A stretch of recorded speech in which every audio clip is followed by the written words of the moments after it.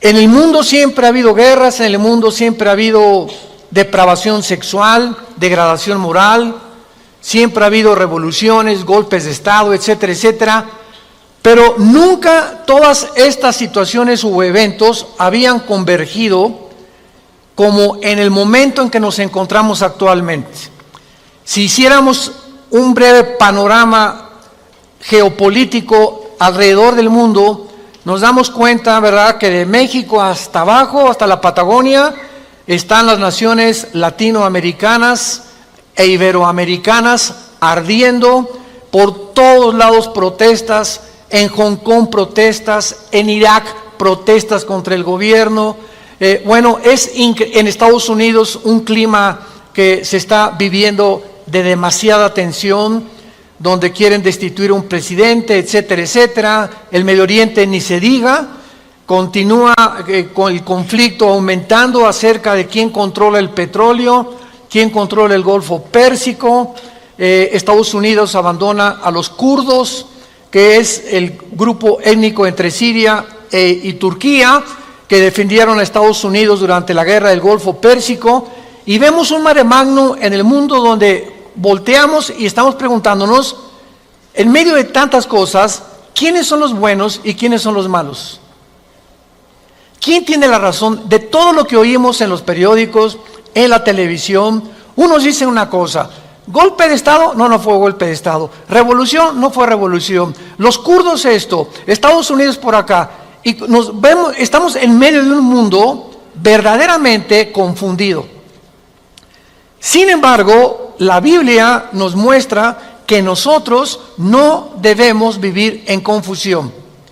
Ya cuando un cristiano dice, no sé quién tiene la razón, o creo yo porque los medios de comunicación, recuerden algo, ¿verdad?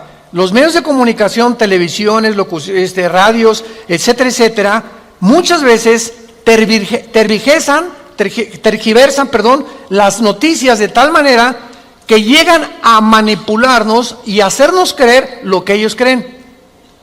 Entonces, dependiendo quién está detrás de los medios de comunicación, qué ideologías o qué filosofías o quiénes son los dueños de CNN o de BBC News o de Fox News, etcétera, etcétera, o en México, dependiendo quién se encuentra detrás, es la clase de mensaje que envían. Y cuando nosotros oímos en Fox News una cosa que contradice CNN otra cosa, y otros periódicos de México dicen una cosa, y otro periódico dice otra cosa, llegamos a preguntarnos, ¿quién dice la verdad? ¿No es verdad? Realmente, ¿quién dice la verdad? ¿En qué mundo nos encontramos? Realmente, ¿cómo podemos nosotros afianzarnos? Es como si estuviéramos en un barco que se está hundiendo y nos hemos echado fuera de la borda, como cuando el Titanic en 1910-12 se estaba hundiendo. Nos aventamos al mar y nos agarramos de un salvavidas. Y ahorita así está el mundo. Estamos tratando de buscar un salvavidas, algo que nos dé seguridad. Algo que ya no produzca tanta tensión en nuestras vidas, tanta angustia, porque el mundo vive angustiado. Hay demasiada ansiedad.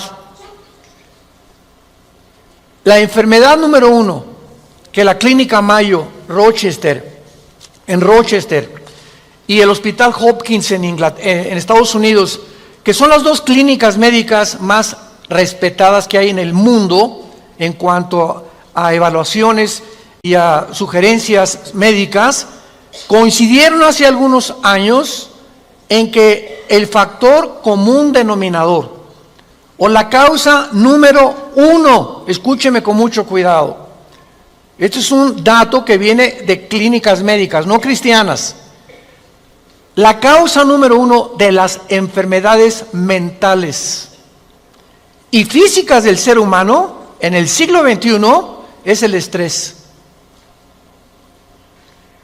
El estrés es un estado de angustia, un estado de tensión, de ansiedad interna que no te deja vivir y que te hace que estés enojado contra el gobierno, enojado con tu papá, con tus hijos, etcétera, etcétera. Ves a toda la gente con recelo, no confías de nadie, te vuelves amargado, te vuelves amargada, y es el estado interno al que el ser humano está llegando porque hay demasiados conflictos en el mundo, demasiadas noticias. Estamos oyendo con el iPhone qué pasó en Irak, qué pasó en el Medio Oriente, qué pasó por acá, mis amigos, mis amigas, y llega un momento en que el ser humano ya no tiene paz. Ayer en el Congreso de Pastores que tuvimos en México, llegaron una familia a consultarme. Él es pastor, su esposa lo acompaña hace mucho tiempo, y me dice: Armando, quiero decirte una cosa. Tenemos un programa de televisión en Sudamérica y un programa de radio. Y el otro día estaba radiando unas noticias, me dice la esposa, y ¿sabes una cosa? Que de repente se me olvidó todo. Entré en un estado de amnesia en el que ya no sabía ni quién era yo. Algo me pasó en las neuronas de mi cerebro que se me fueron todas las ideas.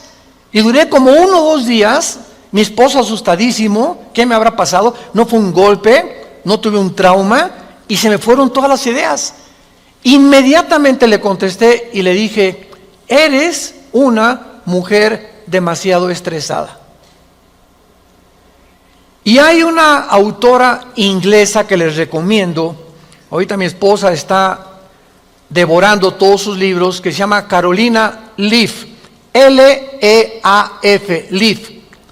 Esta autora inglesa es neuróloga, pero es cristiana, y está haciendo los últimos descubrimientos del cerebro, de las neuronas, de la manera como afecta el estrés.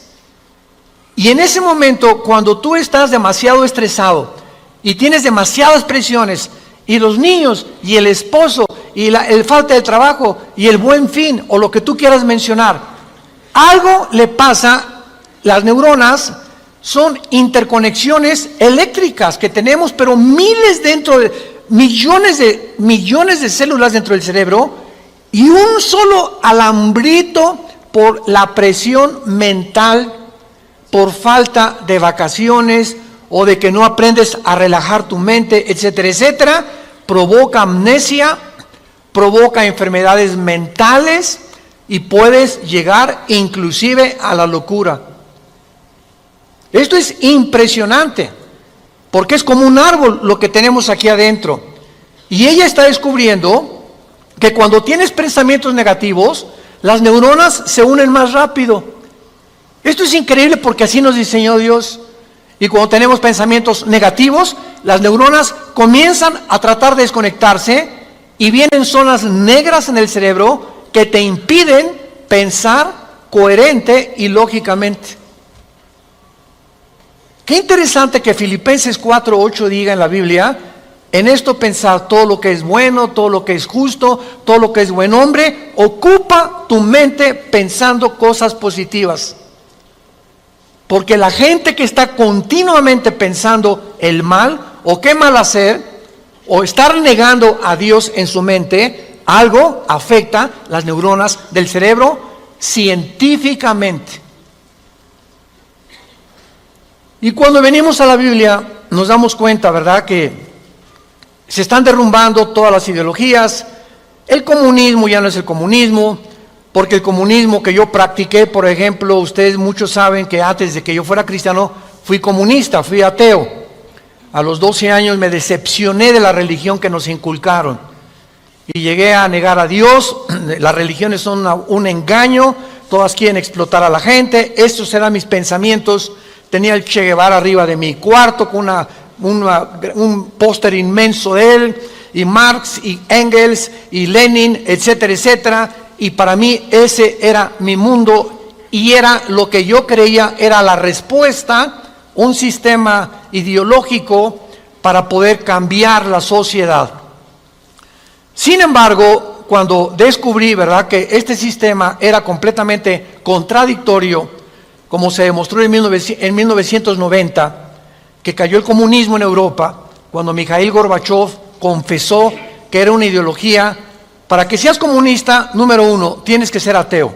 Escúchame con mucho cuidado. Número 2, tienes que ser darwiniano.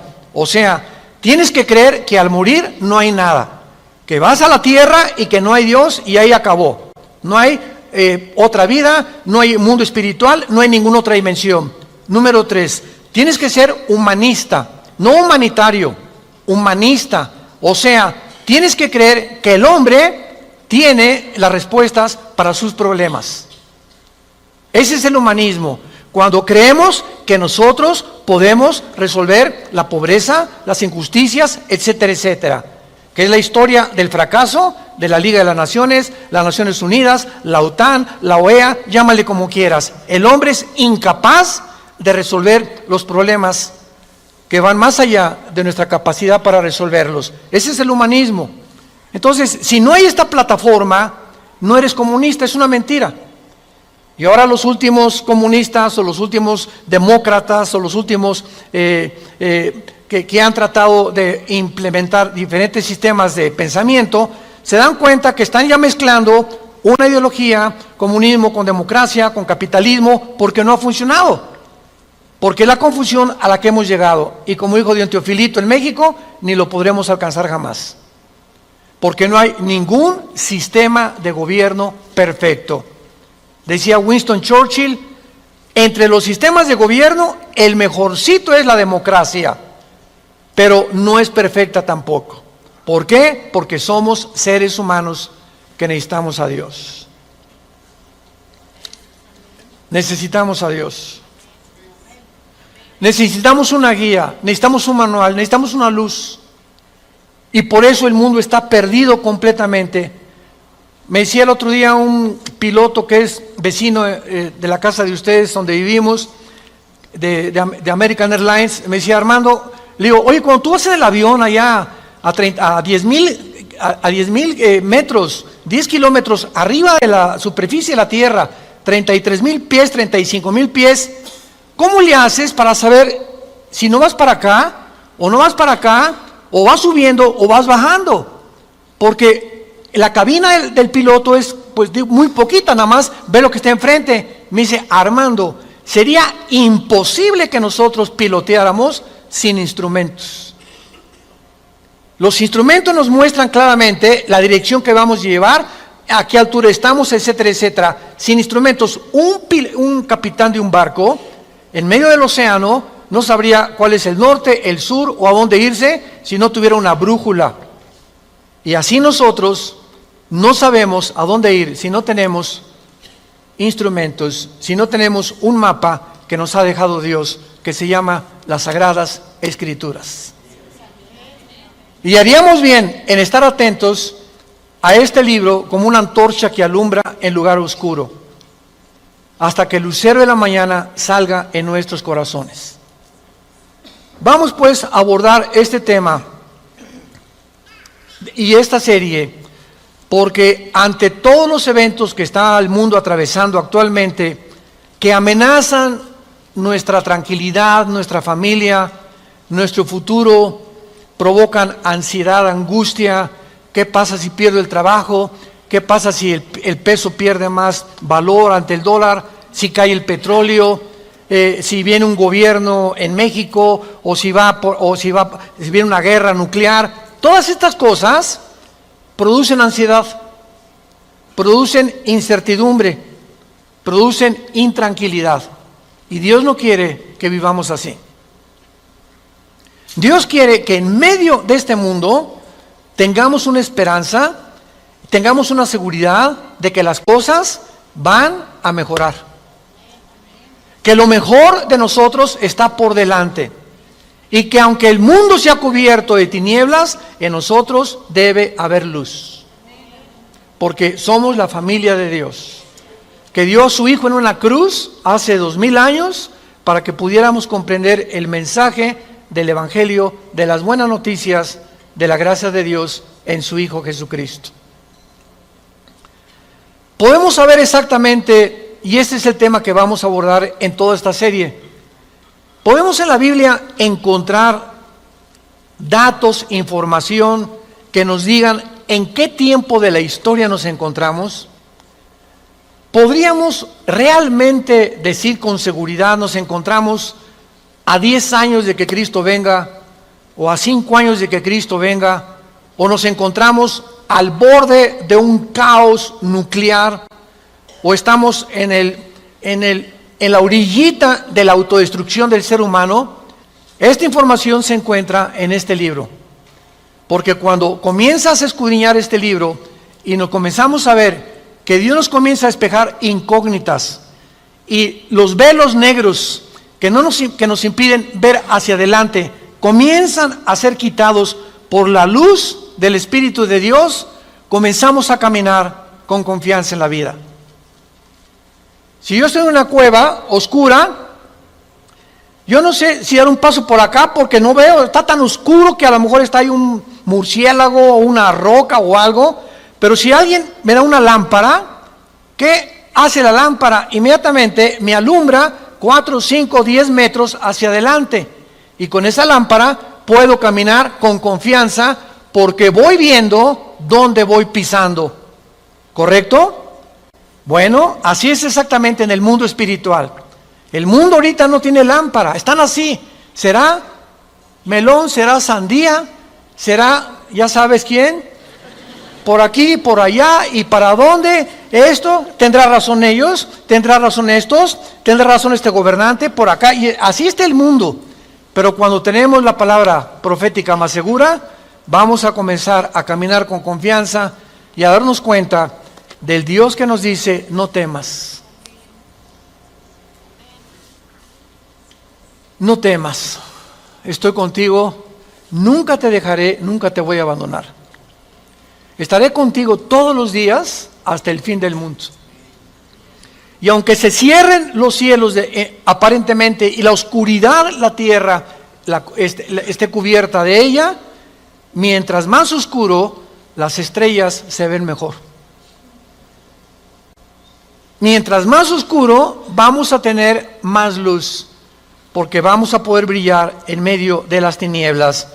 Claro que la Biblia nos va a revelar todos estos sucesos y calamidades antes de que sucedan, para que cuando sucedan corroboremos, comprobemos, confirmemos que Jesús tuvo realmente la razón y que Él es el Hijo de Dios. Y esto es lo que nos da la fortaleza, las convicciones, porque lo que más se necesita ahorita en el mundo es seres humanos con convicciones profundas en sus vidas, con mucha integridad para vivir. Y cuando tú eres una persona de una sola pieza, como dijo Pablo, yo sé en quién he creído, ya no te engaña la gente. Ya no te engañan las películas, no te engaña la televisión, no te engañan las noticias, porque tu fe está bajo una roca. Estás parado en un fundamento inconmovible. Y este fundamento es la palabra de Dios. Vayamos a ver algunos pasajes. En primer lugar, en el capítulo 46 del libro de Isaías. Si no traes la Biblia, por eso estás así. Con razón. En Isaías capítulo 46, versículo del 9 al 10, veamos algunas respuestas anticipadas que este profeta hace 2700 años escribió. Isaías 46, versículo 9 y versículo 10.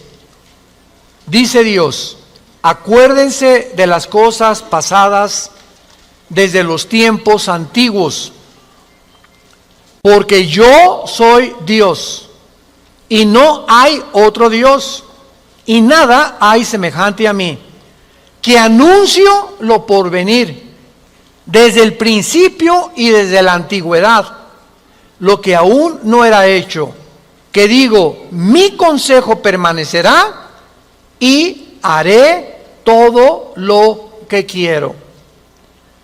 En este pasaje Dios claramente nos muestra que Él va a demostrar, el Dios de la Biblia, que Él es Dios, y que todos los demás dioses, ¿verdad?, no son realmente más que ídolos. Y aunque detrás de todo esto hay criaturas espirituales que se le llama dioses en la Biblia, Él es el Elohim de los Elohim. Él es el Dios de los dioses. Él es el rey de todos los demás súbditos que ocupan el universo. Y que Él nos va a anunciar lo que va a venir para que sepamos algo. Lo que Dios dice va a permanecer. Y va a hacer todo lo que Él ha dicho que va a hacer en la Biblia. Veamos otro pasaje en el Nuevo Testamento, en Primera de Juan.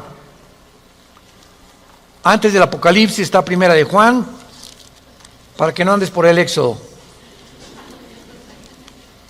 En Primera de Juan, capítulo 4, versículos 5 al 6, el apóstol, el último de los apóstoles de Jesucristo, que murió a los 93, 92 años de edad, fue el último que murió de ellos, escribe, Primera de Juan 4, del 5 al 6, ellos son del mundo, siga con cuidado esta lectura, ellos son del mundo, por eso hablan del mundo, y el mundo los oye. Nosotros somos de Dios, el que conoce a Dios nos oye, el que no es de Dios no nos oye. En esto conocemos el espíritu de verdad y el espíritu de error. Tú prendes el radio y dices, ¿qué quiero oír? La charrita del cuadrante. Bueno, porque eso es lo que quieres oír. Pero al mismo tiempo tu aparatito de tu radio tiene ondas y tiene FM, tiene AM y tiene como 50 estaciones más que tú puedes oír en el FM 91.3, 1440, etcétera, etcétera, ¿verdad? Pero tú sintonizas lo que tú quieres oír. El mundo espiritual que nos rodea, ahorita aquí cerca de nosotros, todas estas ondas radiales y de video y de televisión están pasando junto a nosotros, pero ese aparatito las capta, son invisibles. Y el hecho que no las veamos no implica que no existen, porque aquí están junto a nosotros. Pero ese aparatito lo prendo y capta esa onda que yo quiero, o hay otra banda más chica, o hay otra más grande, pero capta, repito, la estación que tú quieres bajar del mundo invisible. Y así pasa en el mundo espiritual. ¿A quién quieres oír? ¿A Buda? ¿A Marx? ¿A Che Guevara? ¿A Lenin? ¿A los brujos? ¿A los astrólogos? ¿A quién estás sintonizando en tu mente? Ellos son del mundo. Si tú eres del mundo, vas a oír a los líderes del mundo, a los religiosos, a los brujos, a los que te han prometido que tienen alguna verdad. Y por eso tu vida está como está. Pero si tú quieres sintonizar la frecuencia de Cristo, entona a Cristo en la Biblia. Entonces, por la forma y a quienes oímos, podemos confirmar si somos o no somos hijos de Dios. El que es de Dios, oye a Jesús. Mis ovejas, Juan 10, oyen mi voz y me siguen, y yo les doy la vida eterna. Y no oirán la voz del falso pastor. Y aquí se trata de tu destino eterno, de tu familia, de tu matrimonio, de tus hijos. Tienes que aprender a discernir la voz de Jesús. En medio de tantas voces en la televisión, en los programas, en los radios, en libros que hay que nos rodean por todos lados, ¿a quién estás oyendo? ¿A quién estás leyendo? ¿Qué tipo de lectura tienes? ¿Qué tipo de actividades tienes para saber si tú eres y tienes el espíritu de verdad o tienes el espíritu de error? Muy bien. En la Biblia tenemos tres principales fuentes de información de las profecías bíblicas. Esto es bien importante. Hay tres fuentes de información en la Biblia que vamos rápidamente a verlas, que nos muestran la fase final de la historia humana en tres pasajes de la Biblia y que nos vienen realmente a confirmar en qué época nos encontramos. Estas tres son, en primer lugar, el Sermón del Monte de Jesús, que se encuentra en Mateo 24, Marcos 13 y Lucas 21. ¿Cuál es el Sermón del Monte? Cuando los discípulos se acercaron a Jesús, dinos, ¿cuándo será la señal del fin del mundo? ¿Cuándo serán estas cosas? y cuándo será la señal de que tú vas a regresar. Y ahí Cristo comienza a enumerar una serie de eventos y señales. Habrá guerras, falsos profetas, muchos van a ser engañados, pestes, terremotos, y será el principio de los dolores. La segunda fuente de información se encuentra en Primera de Tesalonicenses, capítulo 4, del 3 al capítulo 5, versículo 4. Esta revelación la compartió el apóstol Pablo de los últimos tiempos.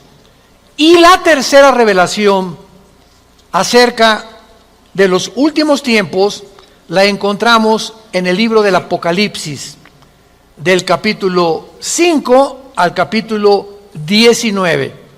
En estos capítulos se encuentra claramente todo lo que la planeta Tierra y la humanidad va a atravesar. Ahora, muy bien, cuando estudiamos estos pasajes, podemos concluir que efectivamente vendrán tiempos difíciles al mundo, sorpresivos y amenazadores, que es de lo que hemos estado hablando en los últimos 10, 15 minutos.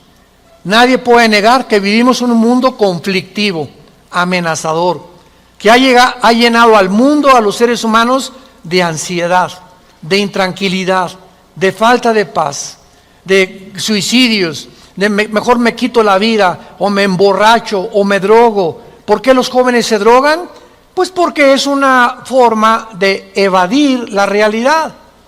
La realidad para muchos jóvenes es tan negro y tan negro lo que se ve en el mundo, que ya no quieren o no creen que pueden atravesar esa cortina oscura, no creen que hay una luz detrás, y se enfrentan a un mundo que parece que se los está comiendo, tragando, y prefieren salir de este mundo. Los que se drogan, ¿por qué se drogan? Los que se emborrachan, ¿por qué se emborrachan? Porque la realidad es tan cruda que no la quieren enfrentar en sus 5 sentidos. Entonces, detrás de cada persona drogadicta, alcohólica, etcétera, etcétera, se encuentra un conflicto interno espiritual. Porque como en el área forense, cuando tú estudias, yo recuerdo que hubo una época en mi vida que comencé a estudiar criminología, dactiloscopía y balística. Quería ser detective, imagínense. Siempre me ha gustado la investigación. Y me dio unos meses por meterme y compré libros, etcétera, etcétera. Y siempre cuando en esa área te involucras, los detectives o los investigadores siempre están buscando el motivo por el cual alguien le quitó la vida a la otra persona. Porque siempre hay un motivo del que cometió fraude, el motivo de por qué mató a su mamá, el motivo por qué abandonó a su esposa. Siempre detrás de cada acción hay un motivo. Y cuando descubrimos el motivo, nos ayuda a poder tener una pieza del rompecabezas más clara para poder averiguar o decidir quién fue el asesino o quién fue el ladrón o quién se encuentra detrás de eso. Y cuando nosotros vemos esto, ¿verdad?, que el motivo por el cual la gente hace lo que hace en el mundo, nos damos cuenta que el mundo está espiritualmente muriéndose. Y nosotros tenemos la medicina. Qué triste que tengas compañeros en tu escuela que estén tan confundidos, que no les has hablado jamás de Cristo, que tengas amigos que haces negocios con ellos, que tengas un taller de carpintería, de plomería, o eres mecánico o abogado en tu bufete o un médico, y la gente a tu alrededor, vemos a la gente, caras vemos y están llorando por dentro, están deshechos por dentro. Que si esa hermanita, la enfermera que diga, ay hermanita doctora, ¿cómo está? Muy buenos días, ¿verdad? Y te encierras con ella y te pones enfrente de ella, te puede olvidar se quitan esa máscara que están usando y caen en una expresión de llanto, de angustia, que están escondiendo, poniéndose una máscara de aparente felicidad. Y así las personas que tú ves, no es cierto que son lo que estás viendo. Detrás de cada persona se encuentra un drama. Se encuentran problemas más allá de lo que podemos imaginarnos. Así que nosotros tenemos la respuesta y la medicina, qué estamos haciendo con ella, y vamos a dar cuentas en la otra vida de todas las cosas que nunca cumplimos en la palabra de Dios al compartir el mensaje de Jesucristo.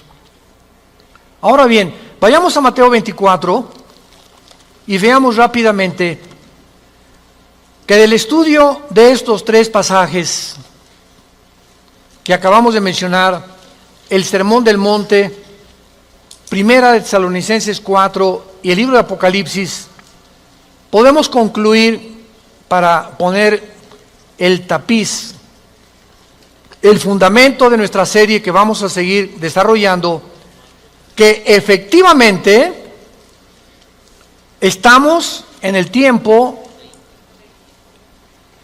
de eventos muy amenazadores, sorpresivos, y aunque nosotros los cristianos no querramos ver, ni vamos a estar, esto está garantizado, nosotros no nos vamos a encontrar en los acontecimientos del libro del Apocalipsis. La iglesia no va a encontrarse en los acontecimientos de Primera de Tesalonicenses 4, ni tampoco en el Sermón del Monte, más que en lo que les voy a mostrar ahorita. Y no vamos a ver nosotros el Armagedón. Creo que no vamos a conocer tampoco al Anticristo, pero hay algo que vamos a atravesar para que nos vayamos preparando y para que entendamos que para poder enfrentar lo que se viene, se necesita carácter. Carácter. ¿Qué es el carácter? Es la formación interna que el Espíritu Santo nos quiere dar, donde estableces fundamentos y convicciones inconmovibles en tu vida. He decidido hacer esto, lo haces. Puntualidad, responsabilidad. Una persona, un cristiano irresponsable, tiene mucho que trabajar con su carácter. Un cristiano que siempre llega tarde a todos lados, tiene que trabajar mucho con su carácter. Decía hace algunos años, cuando Henry Ford hizo el primer carro modelo T, 1904, corría como 25 kilómetros por hora, su hijo Henry Ford II tomó la Ford Motor Company, la compañía de carros Ford en Estados Unidos, que fue la que más comenzó a vender carros a principios del siglo XX, y este hombre llegaba a la compañía de Ford y ponía al jefe de la planta, al jefe de la administración, al jefe de la supervisión, ponía a líderes en cada departamento. Y él llegaba cada 2 o 3 meses, y si ese líder no hacía que funcionara la planta que él le había dado, lo corría. Dice, un líder, decía Henry Ford II, es la persona que hace que las cosas sucedan. Y si tú estás al frente de una responsabilidad y no cambias la situación, o no cambias la manera de pensar de los hombres o de tus soldados que tienes bajo tu responsabilidad, tú no eres líder. Entonces, qué importante es que la Biblia dice que todos nosotros debemos ser líderes. Y si somos líderes, tenemos que hacer cambiar las cosas de alguna manera. Vas a hacer cambiar a tu amigo, y vas a hacer cambiar a tu amiga, y vas a hacer cambiar a tus amigos de la escuela, hasta a tus maestros los vas a confrontar algún día. Discúlpeme, maestro, con el respeto que se merece, no venimos del chango. La evolución es una teoría que está completamente destituida desde que descubrieron el ADN en 1954. Por favor, actualícese más, maestro. Entonces, cuando comenzamos a entender eso, es cuando comenzamos a comprender que este mundo, dice la Biblia, la mayoría serán engañados. Los mismos escogidos serán engañados, porque hay millones de cristianos sin carácter, flojos, irresponsables, impuntuales, sin falta de integridad. A nadie le hablan de Cristo, no comparten las buenas nuevas, no tienen convicciones profundas que los hacen ser gigantes, guerreros de Dios. Dice Mateo capítulo 24 en el Sermón del Monte el Señor Jesucristo, porque se acercan los discípulos para hacerle preguntas, versículo 3, Señor, dinos, vean las 3 preguntas que le hacen hace 2000 años. 1, ¿cuándo serán estas cosas? Querían saber el tiempo los discípulos. 2, ¿qué señal habrá de tu venida? O sea, ¿habrá alguna señal que podamos percibir de que tú ya vienes al mundo? Y 3, ¿y hay alguna señal de que el mundo se va a acabar? De estas 3 preguntas, Cristo comienza a contestar algunas. Por ejemplo, la señal de su venida está hasta el versículo 29 y 30, cuando el sol se oscurecerá, la luna se pondrá, etcétera, etcétera, y esa es la señal de la venida de Cristo, que no vamos a estar aquí nosotros, porque primero es el arrebatamiento, y van a pasar 7 años de la tribulación, y viene Jesucristo en la segunda venida, y los que estén en la segunda venida, que se hayan convertido en la persecución del anticristo, van a saber que cuando vengan estas señales cósmicas en el cielo, Cristo aparecerá en las nubes junto con nosotros, porque regresaremos con Él. Pero lo que me interesa compartirles es el versículo 6 en adelante, que es lo que nos atañe a la generación que estamos viviendo. Oirán de guerras y rumores de guerras. Miren que no se turben, porque es necesario que todo esto acontezca, pero aún no es el fin. Porque se levantará nación contra nación y reino contra reino, y habrá pestes y hambres y terremotos en diferentes lugares. Muy bien, si leemos solamente el versículo 6, oirán de guerras y rumores de guerras, toda la historia han sido esto, ¿no es verdad? Desde que Caín asesinó a Abel, que Caín asesinó a su hermano Abel, toda la historia, de acuerdo, lo quieres apuntar, al Instituto para la Investigación para la Paz, en Suecia, Estocolmo, dictaminaron que de los 6,000 años aproximadamente de historia que tenemos, de 6,000 años, solamente ha habido 25 años de paz. La historia humana es una historia de guerras, guerras, guerras, guerras, guerras, guerras. En 6,000 años, 25 años de paz. O sea, siempre ha habido conflictos, revoluciones, golpes de Estado. Es la historia de nosotros. Pero entonces ahí podríamos quedar confundidos. Oye, Señor, ¿de qué estás hablando? Siempre ha habido guerras. Versículo 7, Él lo explica. Porque se levantará nación contra nación y reino contra reino.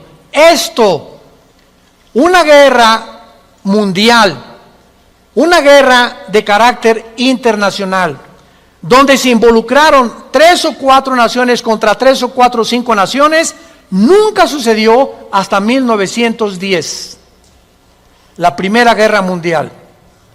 Ahí fue la primera vez en la historia que sucede una guerra de carácter internacional a través de toda la historia. Y casi 30 años después, la Segunda Guerra Mundial. Entonces, con esto nos situamos nosotros en una plataforma bastante sólida y podemos entender que cuando Jesús dice, se levantará nación contra nación y reino contra reino, y habrá pestes, porque las guerras producen pestes, plagas, ¿verdad? Enfermedades, calenturas, hambres, terremotos. Señor, siempre ha habido terremotos. Ok, claro, siempre ha habido terremotos, pero de acuerdo al Instituto Sismológico de Boulder, Colorado, que es uno de los institutos más prestigiados en el mundo para detectar terremotos, desde 1976 hasta el 2010 han aumentado 70% los terremotos en el mundo.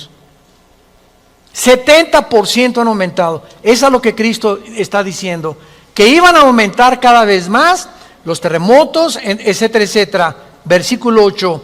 Y todo esto, aquí es donde nos encontramos ahorita. Nos encontramos en el principio de los dolores. Nos encontramos en un mundo donde el matrimonio ya está dejando de existir. En un mundo donde el ser humano está contagiado e infectado filosófica, religiosa, política, económicamente. Unos voltean por acá, ¿dónde estará la solución? voltean a sus ídolos, otros consultan muertos, otros consultan espíritus, otros etcétera, etcétera. Es impresionante a donde el mundo se encuentra actualmente. Impresionante. Y esto es precisamente lo que Jesucristo nos quería decir para que estemos preparados. Ahora muy bien, después de estos principios de dolores, nos vamos. Adiós, mundo cruel. Adiós, mi perro fido. Adiós, adiós, mundo cruel. Ya nunca te veré.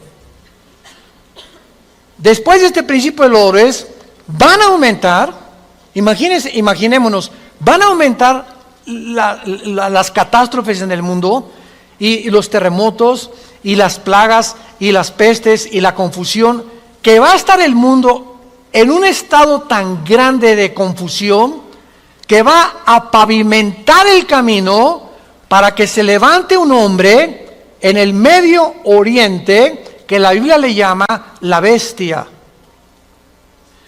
De todos los animales que el Espíritu Santo buscó, las hienas, los leopardos, los osos, los leones depredadores, no encontró el Espíritu Santo un nombre, un adjetivo para designar a este hombre, y por eso simplemente la Biblia le llama una bestia, un depredador, cruel, sanguinario, y su otro nombre es el anticristo. Todos los dictadores, síganme con cuidado, de la historia, todos han surgido de un mundo caótico. El caldo de cultivo para producir un dictador es que la situación se encuentre aparentemente sin solución. Corrupción, oscuridad, etcétera, etcétera. Y en medio de esto surgen hombres prometiendo mejorar las cosas. Hitler entró democráticamente. Stalin entró democráticamente. Saddam Hussein entró democráticamente. No es verdad que entren a través de un golpe de Estado los líderes, la mayoría entran a través del pueblo, pero una vez que el pueblo los levanta, a ver quién los quita. Y en medio de esto es cuando el mundo va a ver en Europa, que va a estar una oscuridad total en Europa. Ahorita la salida de Inglaterra de la Unión Europea, el Brexit famoso, ahorita en Europa ya no existe, damas y caballeros, santos de Dios. Las únicas dos naciones que sobreviven en Europa es Alemania y Francia. España, Portugal, Grecia e Italia están hundidas económicamente, sin dinero para poder levantarse. Y no hay ninguna esperanza para estas naciones. Había el Fondo Monetario Internacional que lo estaba manejando Alemania, se les acabó el dinero ya. Y Francia está ayudando un poquito a Alemania. Y gracias a Dios que en Alemania la ministra Angela Merkel es cristiana. En todo el mundo es la única líder que sus padres fueron pastores y ella dijo en enero de este año, Europa tiene que regresar a Dios. Entonces, Alemania está sobreviviendo, Inglaterra se está yendo sin los impuestos que le pagan las naciones a la Comunidad Europea o a la Unión Europea. Ya no va a haber forma de sostener una Unión Europea, que era el sueño de los europeos después de la Segunda Guerra Mundial. Y está el campo preparado para que surja el hombre, la bestia, el anticristo, el hijo de perdición, que la Biblia profetiza que se va a levantar y va a traer soluciones al mundo. Va a resolver problemas de la pobreza, de la economía, de la política, ideologías, y el mundo se va a asombrar porque este hombre no va a ser un hombre normal. Va a ser un hombre poseído por un principado satánico. Lo hemos visto en otras conferencias en el libro del Apocalipsis, ya no nos da tiempo para eso, pero va a ser un hombre que va a hacer milagros sobrenaturales. Y va a tener a un compadre que en Apocalipsis 13 se le llama el falso profeta, que va a ser, fíjense, un líder religioso unido a un líder político. El líder político, el anticristo, va a usar a un líder religioso para que el líder religioso convenza al mundo de ponerse la marca el 666. Y cuando el líder religioso convence al mundo y haga milagros, este líder religioso, el anticristo lo va a matar. Y va a deshacer la ciudad de donde salga el líder religioso, y el anticristo, a la mitad de los 3 años y medio, va a proclamarse.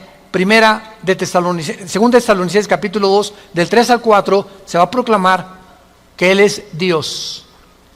Va a entrar al templo judío, va a violar el templo judío y va a hacer que el mundo lo adore como Dios. Pero, ¿será eso posible? ¿Que pueda llegar la humanidad a tal grado de adorar a un hombre como Dios? La historia nos enseña que el hombre no aprende la historia. ¿Se acuerdan de esa frase? Y el que no conoce la historia está condenado a repetirla.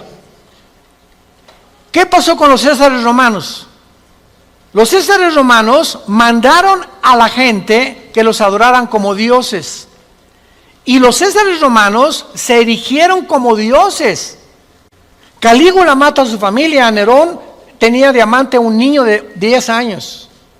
Era una depravación impresionante. Cuenta la historia que cuando un emperador romano estaba en el Coliseo, cuando vayan a Roma, vayan al Coliseo, es impresionante ver el Coliseo romano. Todavía en el Coliseo romano, cuando vayan a Roma, las manchas de la sangre de hace 2000 años, de los mártires que mataron los leones y quemaron vivos y que arrastraron, ahí están todavía las manchas de la sangre, que las han mantenido. Bueno, pues cuenta la historia, ¿verdad?, que estaba el César en un coliseo, en el Coliseo romano, y entonces todo el mundo se tenía que hincar y decirle, salve César. Y un hombre se quedó parado, que aparece en Apocalipsis con el nombre de Antipas. Y entonces se quedó parado y el César le dijo a un centurión, ve por favor y ve que es esclavo, ¿por qué no se hinca? Y el centurión romano fue con Antipas, le dijo, Antipas, tienes que hincarte porque si no te van a matar. Y entonces y además le dijo el centurión, te van a matar y ¿no ves que todo el mundo está contra ti? ¿No ves que tú eres el único? Y Antipas contestó, dile al César que si todo el mundo está contra mí, yo estoy contra todo el mundo, porque así murió mi Señor. Lo quemaron vivo en un balde grandísimo de aceite hirviendo. Y por eso Cristo le llama en Apocalipsis mi testigo fiel. Va a llegar un momento, santos de Dios, en que el mundo va a estar contra nosotros y ahí se van a denotar tus convicciones. Y si tus amigos están contra ti y tu familia está contra ti y el mundo está contra ti, nosotros estamos en contra de ellos. Porque nuestra fidelidad es al Hijo de Dios por los siglos de los siglos. Te damos gracias, Señor, por tu palabra.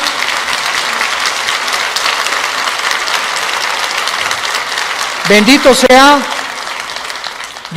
el nombre del Hijo de Dios, que nos ha hecho renacer su Padre para una esperanza viva por medio de su resurrección de entre los muertos,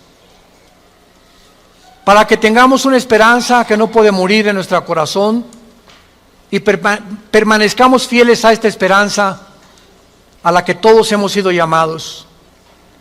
Al gran pastor de las ovejas, nuestro Señor Jesús, es nuestro